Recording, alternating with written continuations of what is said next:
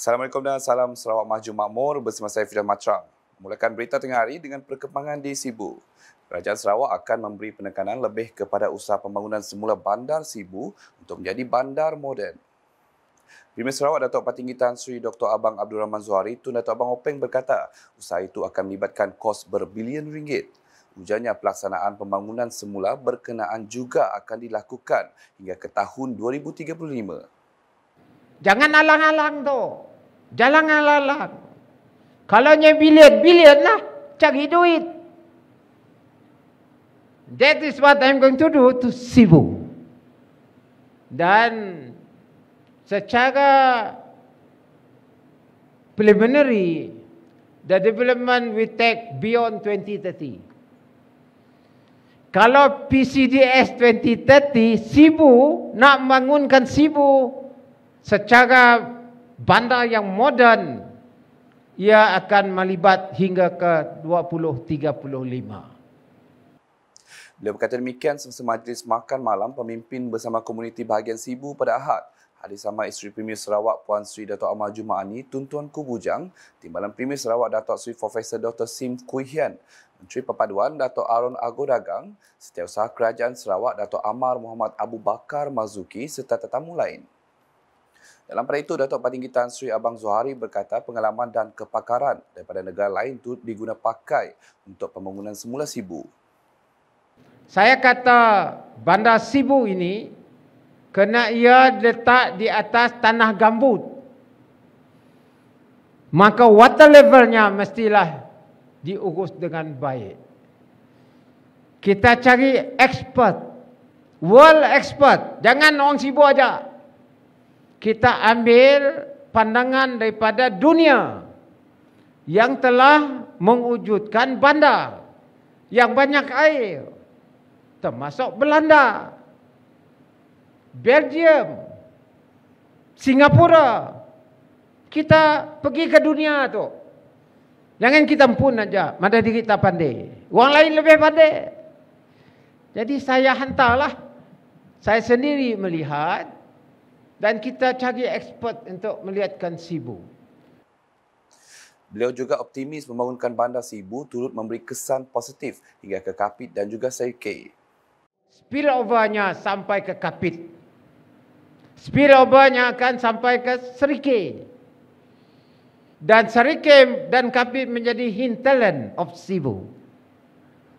Dan apa yang berlaku di Sibu dan Kapit akan menyokong Sibu, Sibu menyokong juga Kapit dan Serikei. That is our economic entity as a group. Jadi ini akan kita buat. Terdahulu dalam ucapannya Timbalan Menteri Pendidikan, Inovasi dan Pembangunan Bakat Datuk Dr. Anwar Rapai menjelaskan pembangunan bandar Sibu dapat dilaksanakan menerusi impak positif dari projek Lebuh Raya Pen Borneo, pembangunan semula Bukit Asit selain pembangunan semula Kampung Datuk dan Kampung Hilir. Dan apabila pembangunan semula ini dapat dijalankan dengan lebih rancak, maka segala bentuk landscape ataupun rupa bandar Sibu ini akan berubah dan mungkin menjadikan bandar yang termaju ataupun termoden di bahagian tengah di kawasan negeri Sarawak ini.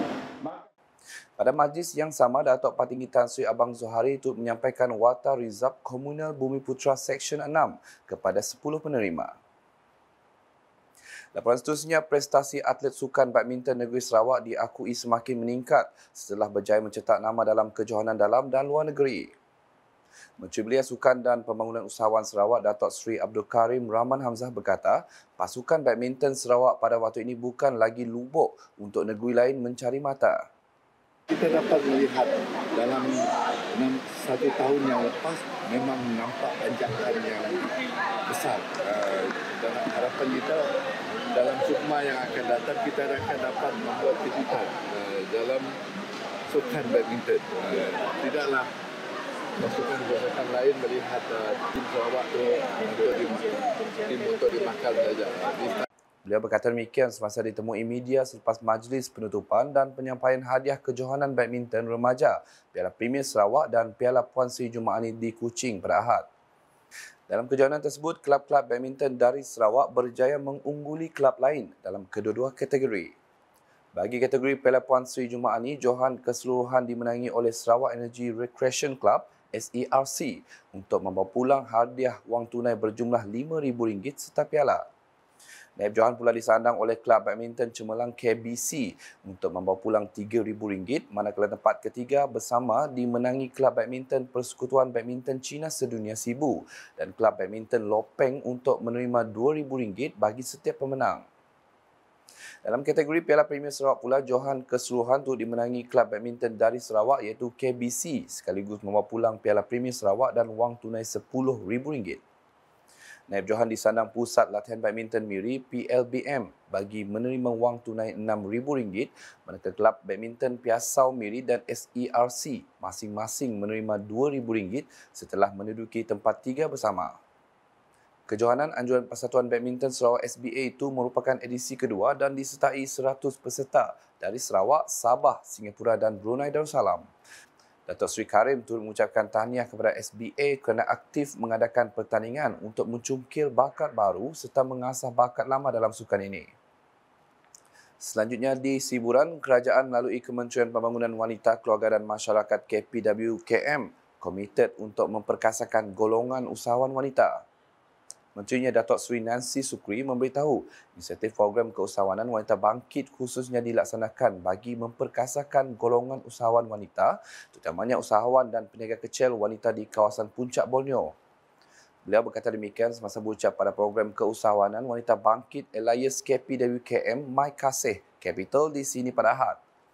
Menurut beliau, peserta program ini diberikan peluang untuk menjana pendapatan serta diberi bimbingan oleh Yayasan Kebajikan Negara YKN Malaysia serta perkongsian pengalaman dan petua daripada usahawan berjaya. Beliau juga berbesar hati melihat seramai 500 peserta hadir merebut peluang untuk meningkatkan pendapatan ekonomi keluarga dan menjadi penyumbang kepada ekonomi negara. Dalam majlis sama, Datuk Seri Nancy turut menyerahkan My Kasih Capital kepada 10 orang penerima sebagai simbolik penyerahan yang disaksikan oleh Timbalan Menteri Pengangkutan Sarawak, Datuk Dr. Jerib Susil. Difahamkan seramai 4,823 peserta telah menyertai program tersebut di seluruh Sarawak dan penganjurannya di Siburan merupakan siri ke-11. Paparan di Kanawit, projek bekalan air Kanawit Fasa 2 yang mengalami kelewatan dijangka siap pada suku pertama 2024 dengan status terkini di peringkat projek mengikut jadual. Ia setelah mengambil kira dua faktor utama iaitu bahan binaan ditapak dan kelulusan lanjutan masa extensions of time oleh agensi pelaksana. Pada Ahad, Menteri Utiliti dan Telekomunikasi Sarawak Datuk Julaihi Narawi sekali lagi berkesempatan meninjau tahap kemajuan projek bekalan air tersebut. Dalam satu kenyataan, pihak Kementerian Utiliti dan Telekomunikasi MUT bersama-sama Jabatan Bekalan Air Luar Bandar Jebab akan memantau kemajuan pelaksanaan projek ini bersama pihak jururunding dan kontraktor yang dilantik. Selain itu, pihak kontraktor juga diingatkan supaya mematuhi jadual baru yang telah diluluskan. Projek dengan kos berjumlah RM63.5 juta itu terbahagi kepada 3 komponen, di mana komponen pertama melibatkan pembinaan stesen penggalak durin. Komponen kedua ialah pembinaan tangki air aras tinggi yang berkapasiti 3.5 MLD di Bukong Jagoi. Manakala komponen ketiga ialah pemasangan paip sepanjang 55 km dari loji air Salim Sibu menuju Kanawit. Apabila siap kelak, projek ini dijangka dapat meningkat tekanan air dan mampu menyediakan bekalan air terawat di kawasan Sibu Jaya, Durin, Kanawit dan kawasan sekitar. Seterusnya, Sarawak Youth Talent SYT menyaksikan peningkatan bilangan penyertaan yang mengagumkan dengan menerima sebanyak 501 penyertaan pada tahun ini. Timbalan Menteri Pelancongan Industri Kreatif dan Seni Persembahan Sarawak, Datuk Sebastian Ting Chuyu berkata, peningkatan ketara ini bukan sekadar bukti popularitinya yang semakin meningkat, tetapi juga mencerminkan peningkatan kesedaran dan dedikasi dalam kalangan generasi muda terhadap industri pelancongan. Sarawak Youth Talent, in short SYT, symbolizes not just competition, but a profound movement that fosters creativity, initiative, and the growing interest of our youth in responsible tourism. From these humble beginnings in the year 2020, with only 57 submissions, we now witness a meteoric rise in participation, garnering an impressive 501 entries this year. A round of applause for all the estimates is submitted. Very, very large activity. Congratulations. The significant increase is. Beliau berkata demikian ketika berucap dalam majlis penyampaian hadiah SYT 2023 di Fali Kuching di sini pada Ahad. Jelasnya lagi, golongan belia memainkan peranan penting dalam membentuk masa depan sektor pelancongan dengan menunjukkan contoh amalan yang mampan dan bertanggungjawab. Justru kementeriannya komited untuk memperkasakan belia di Sarawak bukan sekadar memberi bimbingan dan arahan, malah mendengar idea, memahami kebimbangan dan menyepadukan suara mereka dalam pengubalan dasar dan keputusan. Dan pada itu, Dato' Sebastian turut menyempurnakan simbolik penyerahan hadiah kepada para pemenang. Sedikit perkembangan sukan, acara bola sepak wanita mungkin akan membuat kemunculan semula pada Sukma Sarawak 2024 setelah sekian lama tidak dipertandingkan dalam tamasya Dwi tahunan itu. Menurut Ketua Pegawai Eksekutif CEO Perbadanan Sukan Sarawak SSC Awang Putra Yusri Awang Rizwan, pihak Majlis Sukan Negara MSN memaklumkan bola sepak wanita akan dipertandingkan pada Sukma tahun hadapan. Bagaimanapun, ia perlu memenuhi syarat iaitu sekurang-kurangnya 6 negeri bersetuju untuk menyertainya.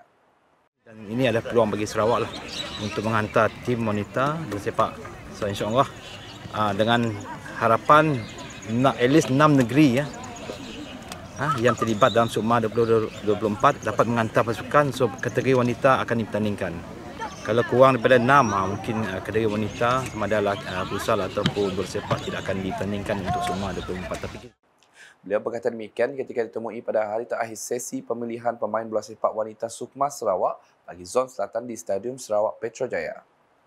Mengenai sesi pemilihan itu, beliau gembira kerana ia dapat sambutan menggalakkan dengan lebih 50 pemain hadir pada sesi pemilihan selama 2 hari dari 5 hingga 6 Ogos 2023. Untuk rekod, sesi pemilihan seterusnya akan diadakan di Zon Tengah pada 12 hingga 13 Ogos di Sibu, disusuli di Miri bagi Zon Selatan pada 19 hingga 20 Ogos ini.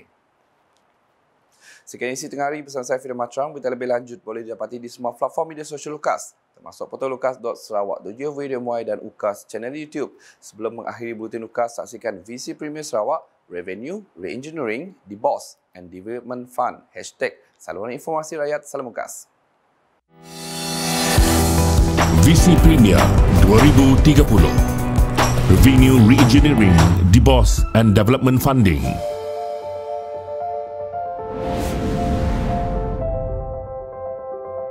Kerajaan Sarawak mematuhi plan yang bertanggungjawab dari segi kewangan untuk memastikan negeri ini lebih selamat, terjamin, berdaya tahan dan makmur. Di bawah plan ini, sebahagian besar peruntukan telah ditetapkan untuk pembangunan infrastruktur seperti jalan raya dan jambatan, pelabuhan dan infrastruktur sungai, khususnya di luar bandar, untuk program transformasi luar bandar, projek rakyat dan untuk program grid bekalan air Sarawak untuk kawasan yang mempunyai tekanan rendah di luar bandar. Penubuhan Bank Pembangunan Sarawak DBOS pada 3 November 2017 untuk menyediakan dana alternatif kepada pembangunan menggunakan model keuangan yang baru.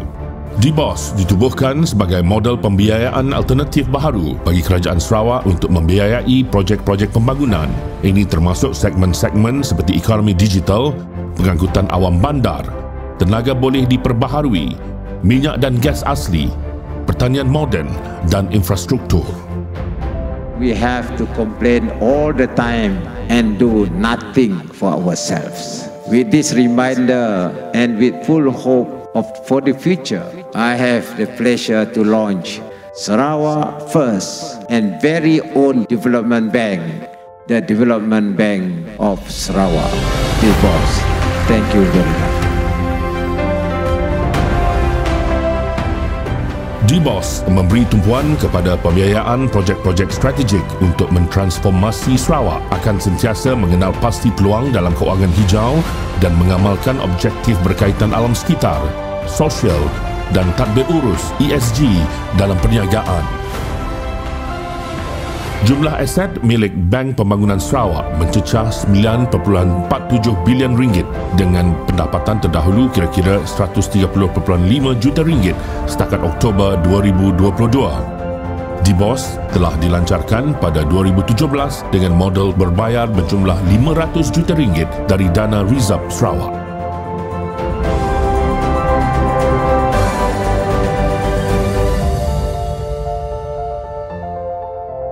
VC Premier Sarawak Maju 2030.